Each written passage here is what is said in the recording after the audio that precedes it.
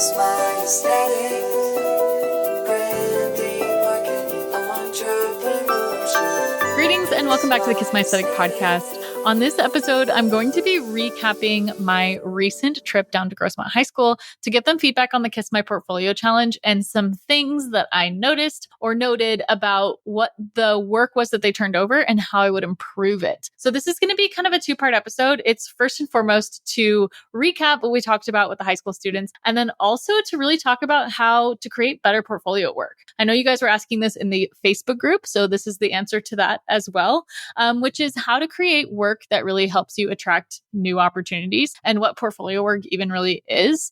So that's what we're going to cover today. So without further ado, we'll get into today's topic.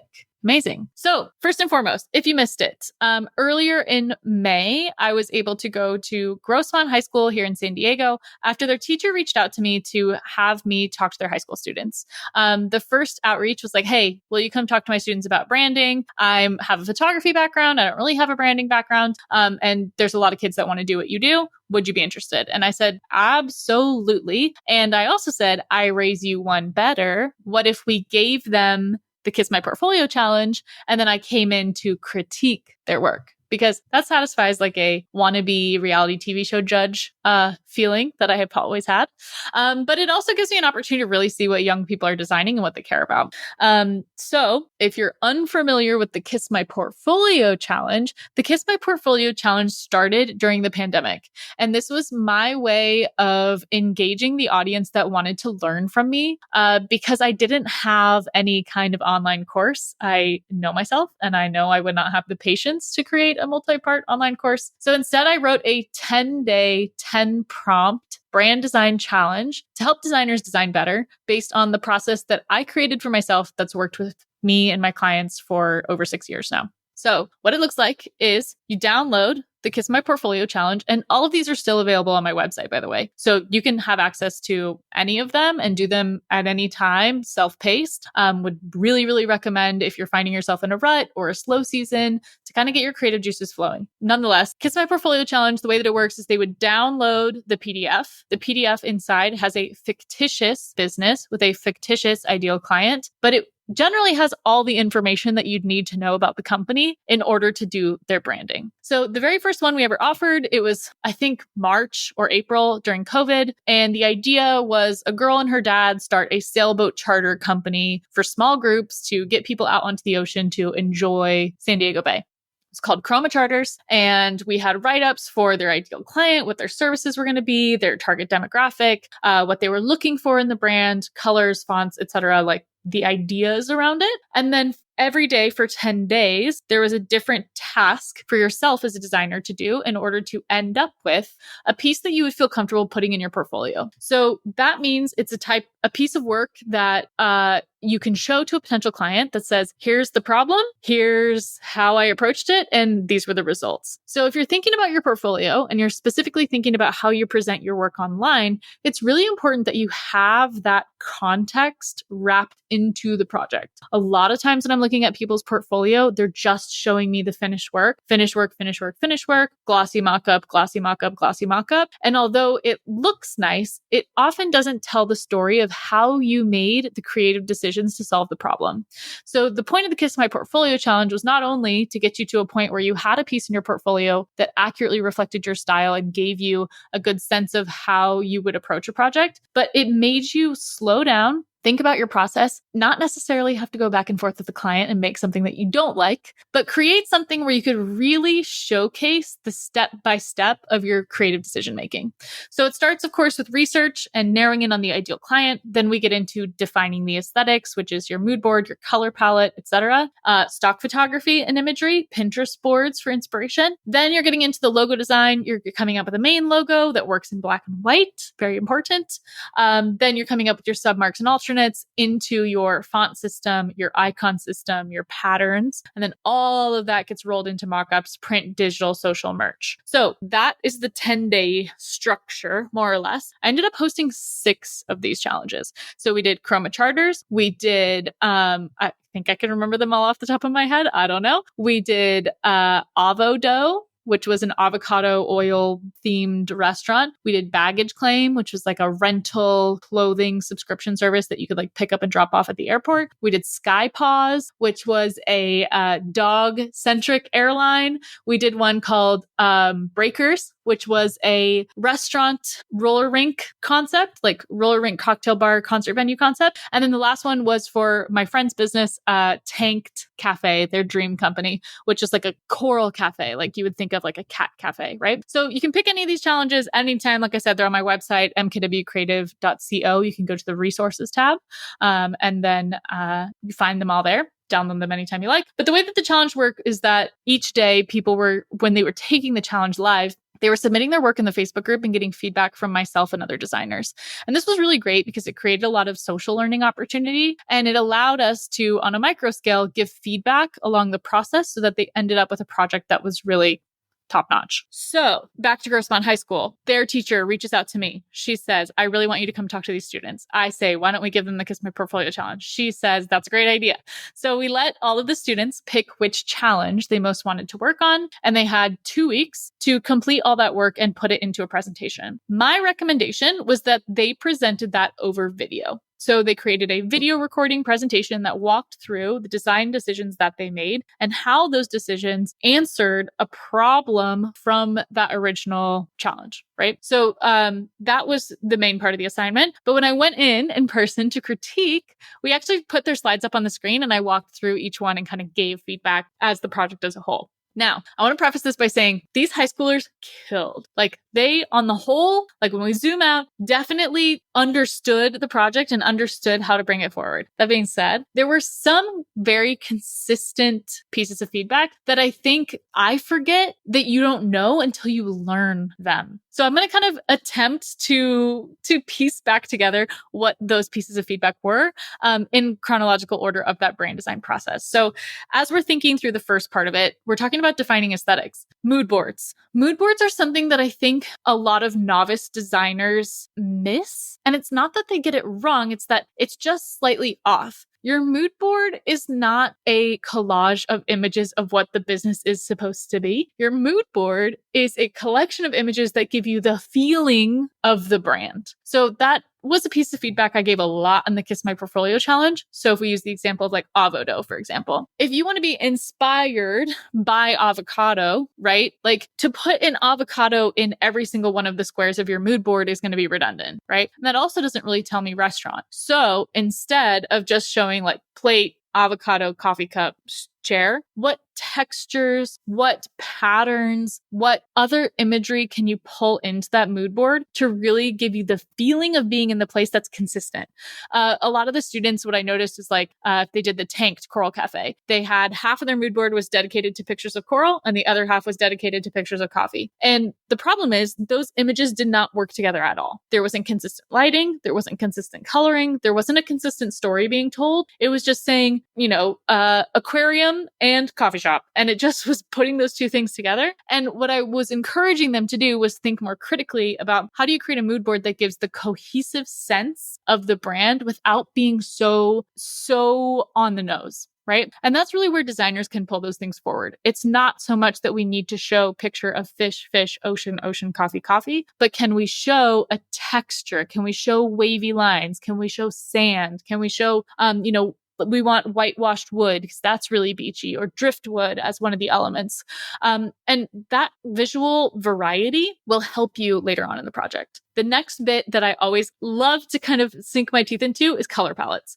I have a pretty hard and fast rule for our team when it comes to developing color palettes for clients, in that I want 2 warm colors, 2 cool colors, and 2 neutrals most often. So that could look like a really warm pink and orange, and then we've got a cooler blue and green, and then we're using like a neutral charcoal and an off-white to kind of round out the color palette. Or you commit to going fully analogous. So you're saying like, we are going to use green blue, and that's going to be the color of the brand, or we're going to use yellow orange. That's it. And we're going to stay in that neighborhood of those colors only. It's very rare that we do that, but for brands that we've done that approach for, something like Dental Hygiene Nation, Dental Hygiene Seminars have that kind of vibe where it's like, we're going to stay all in the cool toned greens and purples, because you're going for that like minty, fresh, electric kind of energy. There are some brands that call for that, but in general, especially lifestyle brands, too neutrals, too warm, too cool. And that usually rounds out that palette quite nicely, especially once you start considering tones and shades. So, or tints and shades, excuse me. So adding a little bit of black, adding a little bit of white, getting that variety so that you have enough contrast. The other thing I noticed is a lot of these students used very neon colors in their color palette. My recommendation is that neons are very difficult to work with in print. So it's very hard to get like a neon embroidery floss, neon signage. I mean, neon, the actual sign can be neon, but as far as like plastic or vinyls that have that neon quality in an RGB kind of way are pretty hard to pull off if you don't have like the screen behind it, right? Like you don't have the illumination happening. So if you're going to pick all neons or all really, really bright primaries, sometimes that's really assaulting for the eyeballs and it's hard for us to see things. So having good balance and good harmony in your color palette is really, really essential in a branding project. From the mood board and color palette, once we got into logos, there's a tendency to want to be super, super self-referential in your logos. So Tanked Coral Cafe, for example, somebody showing a fish in a mug, right? Which makes sense. I see why they got there. But I think some of the best branding and some of the branding I'm most drawn to are ones that use typography and ligatures and, color combinations within the branding to really communicate that brand look and feel. That being said, you should always make sure you have a version of your logo that works in black and white. And I would say probably 70% of the students did not. So they had a lot of layered elements. There was a lot visually going on where if you were to do it in a one color wash, let's say you're sponsoring a local fun run and you're putting your logo on the back of the t-shirt with everybody else's logos and they're not paying for color printing, does your logo still have the integrity that it started with when you have it in one color? So that was an adjustment as well. The other biggest adjustment, and I remember this from the Kiss My Portfolio Challenge as well, is scale, the issue of scale. So when you're writing your brand name and your tagline, you need to make sure that they're scaled proportionately to each other to be understood, but that there's still visual hierarchy between the main piece of information and the supplemental piece of information. And what most often was happening with a lot of these high school students is the tagline was either the same width or longer than the brand name, and it was too closely touching the brand name itself. It ends up being really jarbled. It's hard to read. It's hard to scale. And I think my biggest recommendation for them was, how do you create this in a way that's not going to make it hard to decipher what it is that we're looking at? So main logos should work in black and white, should be scalable, should be readable. They don't have to be so on the nose, right? Doesn't have to be so exact to communicate the essence of the brand. You can get really far with typography. You can get really far with a great letter form that has an extension that becomes the note of the brand. And if you want a refresher on any of this, definitely go binge my Brand Design in 60 Seconds series on TikTok, or go over to the website, mkwcreative.co, and kind of peruse through the portfolio projects, because a lot of them have those long form 12-minute videos that we send to the client that explain all the choices that we made in their branding. So that's something to think about as well, is like how you're going to use this portfolio project to, again, showcase how you made creative decisions that impact the brand and that are coming from that original piece of information from the Kiss My Portfolio Challenge. As the students were working through their submarks and supporting marks, I noticed that they were not thinking about use case. So for example, a restaurant might need a circle version of their logo for their Instagram profile. They might need a horizontal version for their signage. They may need a stacked version for their menus, and they may need another type of version for packaging, right? So building out the suite so that those versions talk to each other. I noticed that some of the students were expecting that page to be like, oh, this is where I can do all different types of styles for this brand. They still need to look related. In this case, we're looking for siblings, not twins, but not strangers, right? Like there should be some consistency of elements between main logo to supporting logo to, supporting horizontal, vertical, different orientations of that brand mark. I've noticed now more often that clients use a lot of different versions of their logos and different versions of their branding. So we like to provide a lot of options because, there's just different use cases, but you want to have a consistency where people can see it and know that it's still related to the thing. Often if you don't have enough of a through line, they end up looking like different companies, and that hurts you more than helps you. That's logos. Into patterns and icons, there's quite a discrepancy in the icons in that, again, lacked consistency. So if you're going to do a thin line icon or if you're going to do a solid icon, make sure they're all in the same visual weight, whether that's stroke or fill. Make sure that they have that consistent storytelling happening. And a lot of the students picked icons that were very geometric when not all the brands called for that. I think icons you can also consider as different variations on supporting assets for the brand. So not as much in the icon realm, but with Falkgrove and Gallagher Real Estate Group, which you can see on our website, we swapped out the icon set for badges for each of the neighborhoods that they service. So we made one for Fox Point, Shorewood, Whitefish Bay, Third Ward, downtown, etc. So they each have their own individual artworks. And then those artworks were used for merch to promote those different areas. So there's ways you can think about the icons and you can pull off things from the main brand to support in the icon as long as they're serving the brand. So another icon set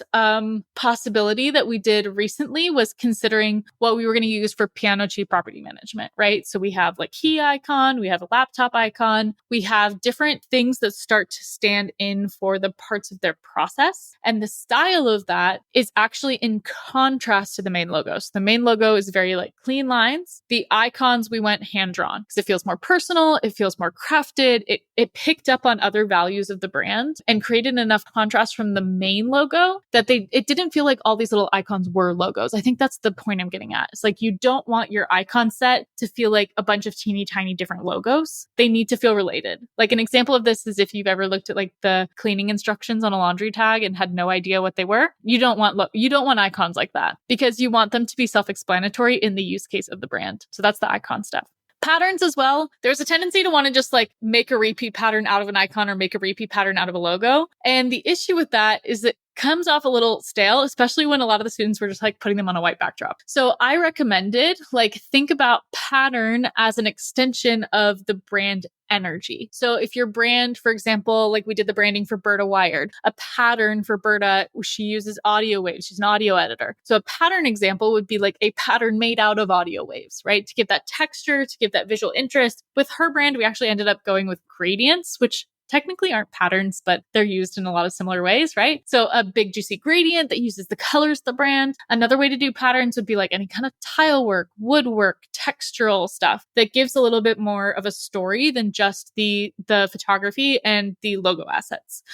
Patterns are also really nice when it comes to mock-ups. So when you're thinking about your merchandise mock-ups, what does your tissue paper or your box or your note card or your car wrap or whatever, how can you communicate some element of the brand in a way that you're not dependent on text, you're not necessarily dependent on color, right? So that would be patterns. Getting to the mockups section, this is always really interesting. I think this is where the students really excelled because you can start to see the brand come together. So especially taking into consideration all the feedback I'd given them up until that point about how to improve their branding work. By the time we got to mockups, some of them really surprised me as far as how they were able to envision that brand living in those places. One thing I did call out to them is I want the mockups to tell a story. So don't just like throw the logo on a card, on a business card, call it a business card mockup and call it a day, but instead consider creating or curating your mock-up slides in your branding presentations to be a scenario in which someone would interact with the brand. I think we did this really well with our hospitality projects. So Piano Chi, Peach Grove House, Hemsley Ranch, we made mock-ups of like, this is what the welcome kit looks like. This is what the 4th of July party looks like. This is what the construction phase of the project would look like with the construction van, with the construction crew and their branded stuff, with their baseball caps, with the briefcase, with all those things. So you can get actually quite far doing this in Canva, but Artboard Studio is another tool that I absolutely love for mock-ups. And then, of course, Photoshop. Also, don't negate the fact that you can use AI. The student that I was most impressed by at Grossmont High School created an AI facade of the project that she was working on and added the logo in as signage. And I was like, yep, chef's kiss. This is what I want to see. Because that facade incorporated the brand colors. So her idea was that if you're going to open Tanked Coral Cafe, that your exterior of your building should be coral colored because the color will help connect you with the idea of the place. And I was like, killed it. crushed it. Absolutely. So don't be shy to also incorporate that as part of your process. I love using AI for that kind of thing to kind of visualize what the client may not be able to see in their head just yet, start to get them in that direction. So don't negate that as part of your process either. This gets you all the way to the end. So now you've got your mood board, your color palette, your logo suite. We didn't talk about fonts, but same idea. Your icons, patterns, and mockups. You've got all of this stuff. It's in a presentation. It's recorded. Now, what the heck do you do with it? On the last page of the Kiss My Portfolio challenge, there is a whole checklist of all the pieces of content that you can make for social media and for your website based on this project. But my top recommendation is if you want to grow your portfolio and make better portfolio work, document your process. Have a write-up that says, this is what the client was looking for. This is what we worked through. And here's how we got to the result. Here's how our solution solves their problem. Because that's going to be what people are most interested in. Yes, beautiful glossy mockups and finished work is always great to look at, but people want to see, how did you think to make the decisions that you made to solve their problem? That's what's most important to showcase within your portfolio. I think that comes across really authentically in video. That's why when you go to my site and you go to the portfolio pages, you'll see the video, the actual video that I sent to the client that says, hey, I'm so excited for you to take a look at your branding. Here's why I think this is the right solution. Because you told me X, Y, Z, I did A, B, C, D, E, F, G over here. And this is how you can see it come together. And here's how it would come together in a mock-up. And here's how it would come together in real life in your store once you're at an event, et cetera, et cetera. And hearing your voice explain it, I think goes really far, because I don't think people go to creative services professionals' websites to read things, unfortunately. I think people go because they want to see work. And if they can see a video and they can hear you talk about your work, I think that really does help seal the deal. And I know it works for our process, because I will talk to a potential client on a discovery call and I'll say, you know what, we had a project really similar to this. I'd love to send it to you as a case study. And I can send them that link to the page of my website. And I know they can watch me talk through it, right? And they could probably see similarities between what I was proposing in that project and where their business stands today. Make sense? That was a long episode for a solo episode. My goodness. But that's kind of some of the feedback from the Kiss My Portfolio Challenge working with the high schoolers. And I think it was refreshing to me, because it was like, oh, shoot, I forgot that there was a place and time where I didn't know anything that I now know. I am a self-made brand designer in a lot of ways. I studied fine arts and art history. I didn't learn branding from anyone other than the internet. I learned kind of in part by white labeling for other agencies or shadowing people, but I didn't take a course. I didn't major in it. I didn't get a business degree. Like, a lot of the branding things that I've learned has been from trial and error, and also just being like a sponge of what's on the internet. So it was kind of refreshing to like be back in a classroom setting and realize like, oh, I actually like do know things. This is lovely. Because I think we forget too, right? And also was absolutely impressed by what these students were able to turn over. And just seeing how quickly they can adapt to tools like Canva, AI, et cetera, is really exciting, because, Gen Z, they're right on our heels. They're going to have more buying power and more brand loyalty than they're going to know what to do with. So, super interesting. I hope you enjoyed this episode. If you want to take the Kiss My Portfolio Challenge, it is available to you all the time. So on my website, mkwcreative.co, you can go to the resources tab. Underneath that, there's the 6 different challenges that I described. Feel free to download at any time and build your own projects. This would be a great thing to do in a slow season during the summer. If you're just like not vibing with the work on your website and you're like, I just want to do a project where I have complete creative control, this would be a great opportunity for you to do so. Hope you enjoyed the episode. If you liked it, please share it. If you are an educator and you teach students graphic design, marketing, visuals, branding, any of that, and you'd like me to come talk to your classroom, please don't hesitate to reach out. So hello@mkwcreative.co or podcast@mkwcreative.co. Those would be 2 places to email if you want me to come in and talk to your students. I did give all the students the Kiss My Portfolio Challenge for free. It is otherwise $50. And I came in and got to critique, and I loved it. So I would love to do that again. Please do not hesitate to reach out if that's something that you would like. Otherwise, we'll see you in the Facebook group, also called Kiss My Aesthetic. And share this episode with a friend, leave a review, and have a great rest of your day. Catch you next time.